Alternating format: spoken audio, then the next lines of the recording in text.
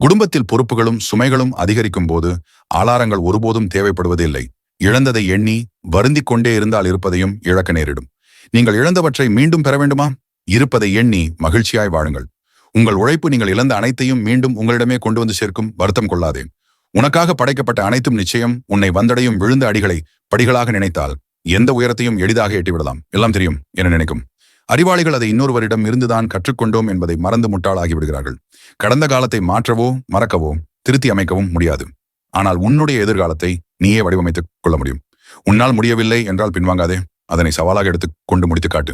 வலியுடன் கிடைக்கும் வெற்றிக்கு அதிக மதிப்பு உண்டு. வீழ்வதெல்லாம் வீழ்ச்சி அல்ல, அதை நீ விருட்சமாய் வளர்வதற்கான ஒரு நிகழ்ச்சி. விழுந்தால் விதையாய் விழு. மனிதன் தனது தோல்விகளுக்கும் இயலாமைகளுக்கும் வைத்துக்கொண்ட வேறு பேர்தான் விதி. விதியினை மாற்றும் விடியல் செய். உன் வெற்றினால் அதை உறுதி செய்.